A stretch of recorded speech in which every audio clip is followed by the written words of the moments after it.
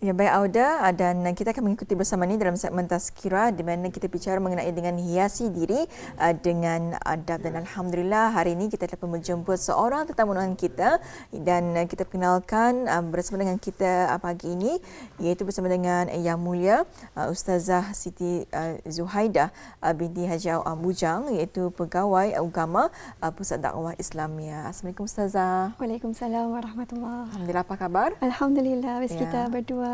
Alhamdulillah. Sehat walafiat. Terima kasih. Dan sebelumnya Rompai Pagi ingin mengucapkan jutaan terima kasih juga pada pihak Ustazah kerana berkesudian bersama Ketani lah berkongsi majlis ilmu lah ya Ustazah ya dalam tazkirah hiasi diri dengan adab ini. Tani pun masih lagi berada di bulan Syawal. Mungkin ini dah terlambat ya. Bukan saja di bulan Syawal, tapi nanti Tani akan menunaikan fardu haji lagi insya-Allah bulan haji ya di bulan-bulan mendatang ini. Mungkin apa yang ingin disampaikan sebagai mukaddimahnya juga. Silakan. Okey, terima kasih ya Daud dan Intan.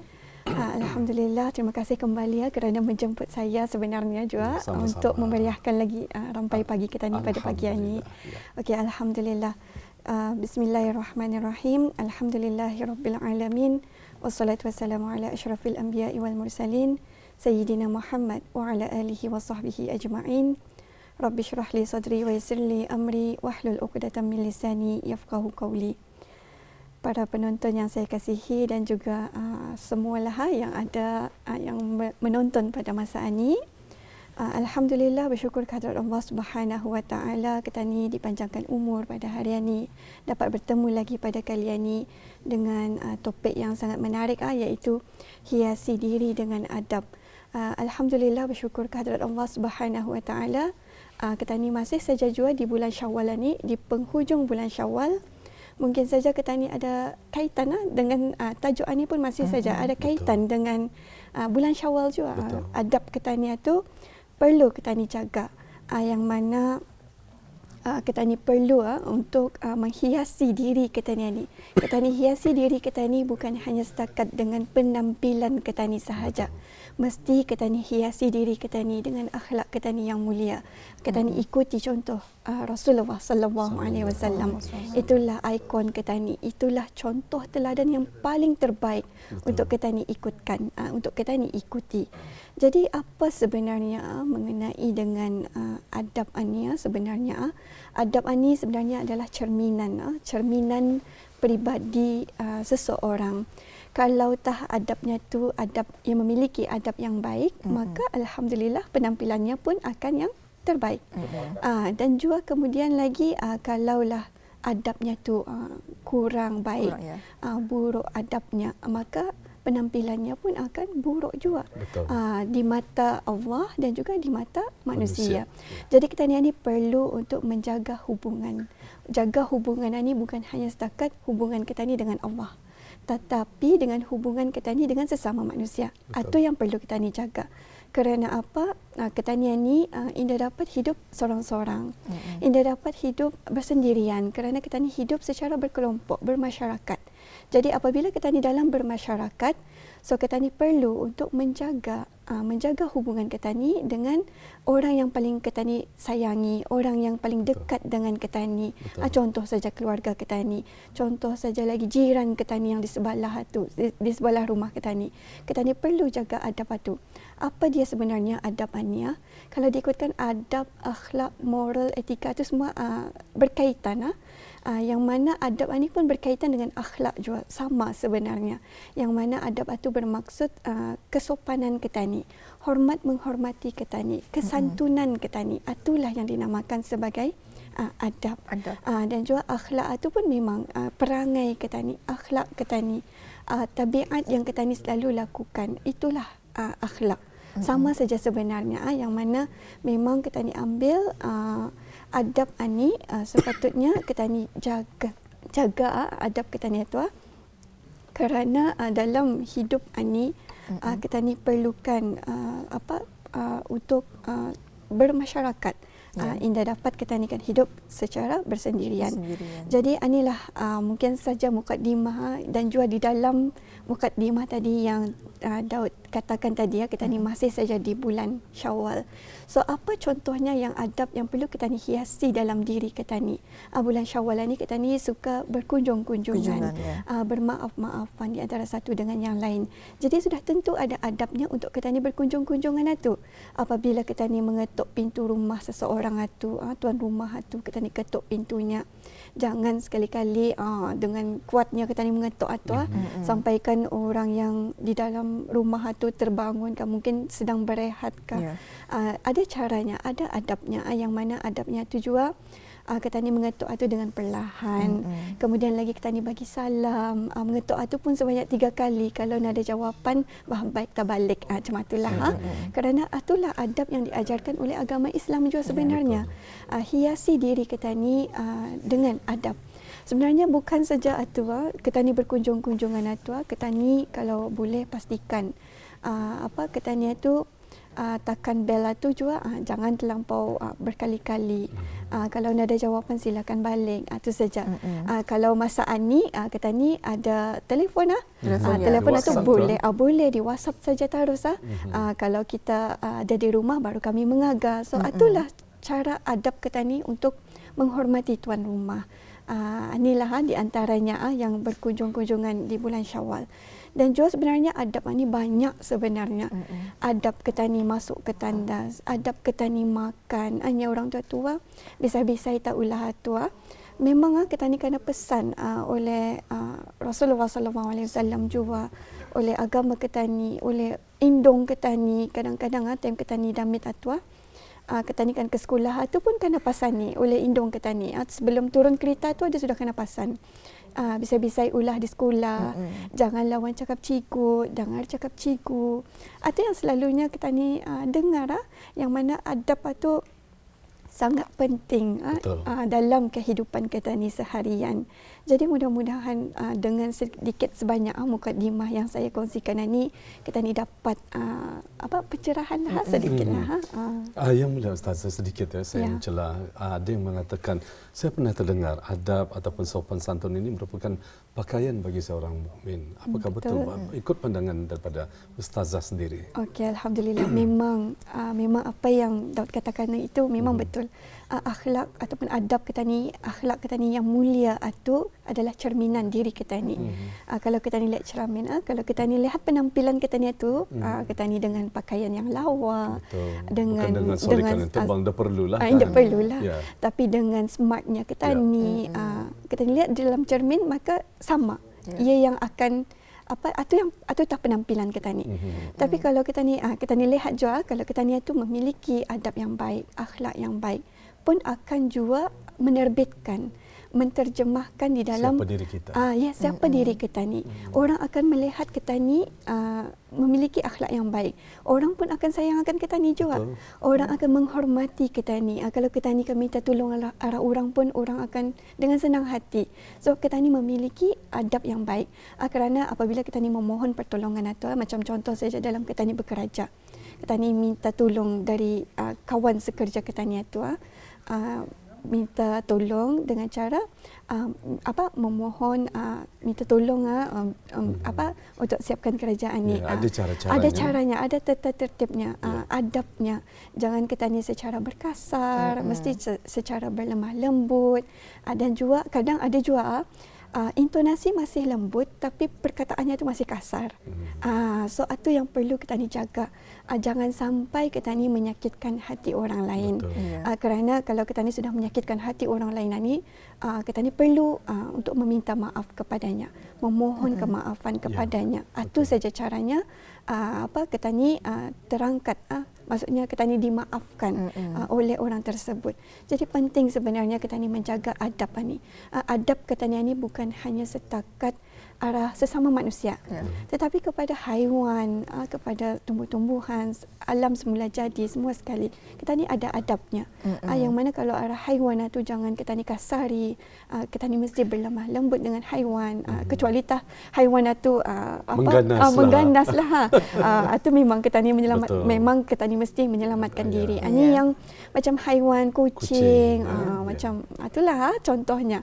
Yang mana yang bisai-bisai duduk teranah kita ni kata kacau tu janganlah. Ya. Kerana kita ni ada adabnya, kasihi Santuni, binatang, ya. santuni binatang itu. Itu sajalah. Dan juga seterusnya lagi kita ni ikutkan akhlak baginda Rasulullah sallallahu alaihi wasallam, yang mana Rasulullah ni memang paling hebatnya, akhlaknya yang paling terbaik. Yang mana kalau Rasulullah sallallahu alaihi wasallam disakiti, maka kita ni ikutkan contoh baginda Rasulullah, iaitu Rasulullah bersabar. Rasulullah ingin membalas. Tetapi apa jua kita ni selalu ni kita ni beralasan kita ni manusia biasa, bukan maksum. Tapi kita ni jangan jadikan ianya sebagai suatu alasan untuk kita ni tidak mengikuti seperti mana Rasulullah lakukan. Kita ni mesti cuba sedaya upaya untuk mengikutnya. Kalau boleh kita ni bersabar tu, bersabarlah. Kerana sudah pasti ada ganjaran bagi orang yang bersabar. Kalaupun macam memang geram mati sudah ni, orang berbuat jahat arah kita ni, mengumpat kita ni, tahu kita ni siapa orang yang mengumpat itu, kan kita ni balas balik, jangan sekali-kali. Kerana apa? Kita ni ada adab, kita ni ada akhlak yang paling mulia, seperti dengan Rasulullah sallallahu alaihi wasallam. Kita ni balas dengan kebaikan. Dan Ustazah, kalau kita cakap mengenai dengan adab ini, ianya sangat meluas ya. Dan juga kalau kita cakap mengenai dengan adab ini juga, ada yang mengatakan jangan hanya menerusi ungkapan. Jadi perlunya ya diterjemahkan melalui perbuatan. Jadi mungkin boleh dikongsikan sedikit Ustazah. Okey, alhamdulillah, terima kasih Intana. Memang kita ni kalau kan berubah untuk menjadi yang lebih baik ataupun menasihati orang yang menasihati orang lain lah untuk menjadi lebih baik, kita ni perlu jadikan diri kita ni sebagai contoh terlebih dahulu. Inilah kalau kita ni kan melihat seseorang itu akan berubah, kita ni dulu jadikan diri kita ni berubah. Berubah yang ke arah yang lebih baik, bukannya ke arah yang lebih buruk. So artinya ini yang paling penting. Tunjukkan kita ni sebagai contoh kepada orang lain. Contoh saja dalam keluarga. Kalau kita ni sebagai indung, kita ni sebagai ibu bapa, kita ni yang mencontohi anak-anak kita ni. Contoh saja dalam kebersihan. Kalau membersihkan rumah tu, so sebagai indung yang memulakan, menunjukkan contoh. Biasanya para ibunya, para ibu biasanya rajin ni membersihkan, memop, menyapu apa. Jadi apabila si anak melihat si ibu selalu membersihkan, asal saja kamar sikit dilap. So ini adalah sebagai satu contoh sudah. Contoh yang terbaik yang mana anak-anak yang melihat akan mengikut. Kerana inilah observe atau melihat itu yang lebih lebih mudah orang kan mengikutnya daripada hanya kita ni cakap tapi indah melakukannya. Jadi perlu untuk kita ni terjemahkan dalam perbuatan kita ni. Jangan hanya cakap saja. Kerana cakap ni belum tentu kita ni melakukan. Biasanya jangan hanya cakap kosong. Mesti kita ni lakukannya. Lakukan juga sebagai cermin ya. Sebagai cermin, seperti yang kita katakan tadi, berbalik semula. Cerminan kepada anak-anak. Yang mana indung ini sebenarnya contoh yang paling terdekat sekali kepada anak-anak. Baik Ustazah, sebelum kita melangkah ke soalan yang bagi menurut kami penting juga. Nanti mungkin dapat Ustazah terangkan mengenai dengan akhlak dan juga kriteria baginda Rasulullah sallallahu alaihi wasallam sebagai insan yang mulia, insan yang terpilih. Bagaimana baginda menyantuni ataupun beradab dengan insan yang bukan seagama dengan kita ni. Kan ada riwayat-riwayat menyatakan. Tapi sebelum itu Ustazah, bagaimana jika kita berehat seketika? Nanti kita akan kembali selepas ini ya. Okey, boleh.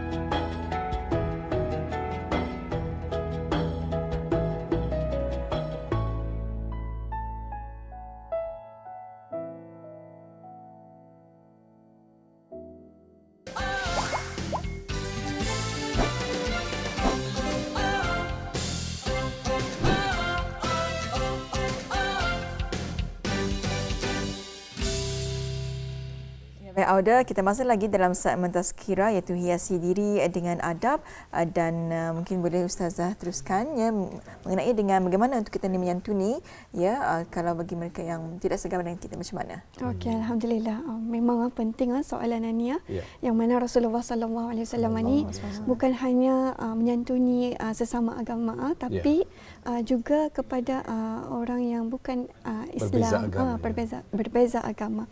Yang mana Rasulullah sallallahu alaihi wasallam ada dalam satu cerita yang mana Rasulullah ni sangat menyantuni seorang wanita tua yang buta, yang mana setiap hari Rasulullah datang kepada wanita buta tersebut untuk yang mana untuk membagi ia makan kerana ia indah nampak kan tu. Lalu Rasulullah pun menyantuni ke dia ni iaitu wanita tua ni kerana Rasulullah sallallahu alaihi wasallam ia walaupun wanita tua mengumpat baginda Rasulullah, sampaikan ia mengajak kepada orang yang melintas di hadapan orang tua tersebut, jangan kamu percayakan Nabi Muhammad, jangan kamu ikutkan Nabi Muhammad katanya.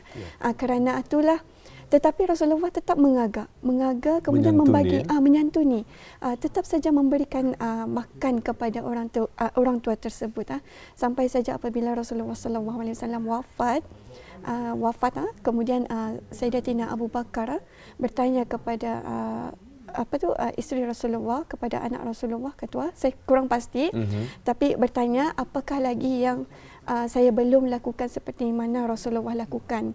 Lalu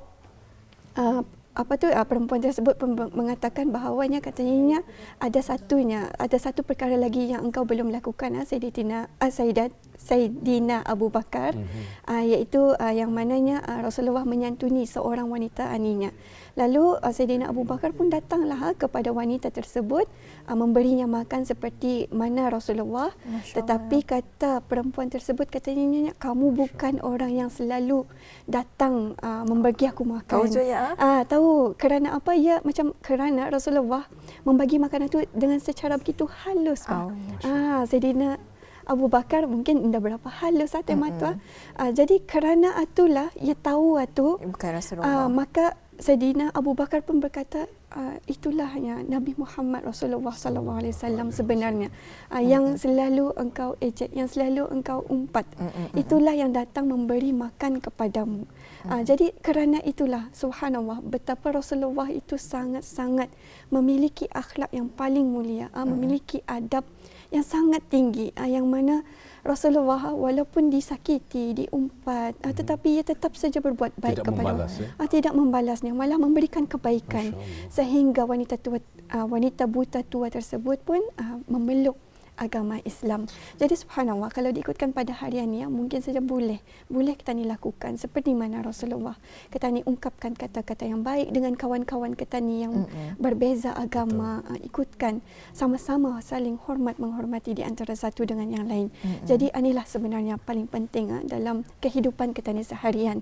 Mungkin saja dengan akhlak kita ni yang baik, adab kita ni yang tinggi itu, insya-Allah mudah-mudahan kawan kita ni yang berbeza agama itu akan terbuka hidayahnya untuk masuk agama Islam, insya-Allah. Allahu Akbar. Begitu mulianya ya kepribadian yang dimiliki oleh Rasulullah sallallahu alaihi wasallam, junjungan yang mulia yang menjadi contoh bagi kita dan yang kita dijadikan sebagai role model dalam kehidupan kita ni. Masya-Allah ya. Jika kita ni imbas kembali akan riwayat serta kisah-kisah yang telah baginda Rasulullah sallallahu alaihi wasallam lalui Ustazah ya, sangat menyayat hati. Tetapi pengajaran-pengajaran tersebut mudah-mudahan dapat diwarisi untuk seterusnya hingga ke akhir zaman mudah-mudahan. Walaupun Ustazah kita ingin sebetulnya memperkatakan perkara ini dengan lebih jauh lagi untuk muhasabah dari kita ni, tetapi masa kita tidak mengizinkan. Walau apapun, insya-Allah dalam kesempatan kita ni akan bersama lagi ya. Terima kasih di atas perkongsian ilmunya yang sangat berguna Ustazah ya. Mudah-mudahan Allah memberikan keberkatan dan juga pahala untuk Ustazah dan kita semua ya. Baik, assalamualaikum Ustazah. Waalaikumsalam warahmatullahi.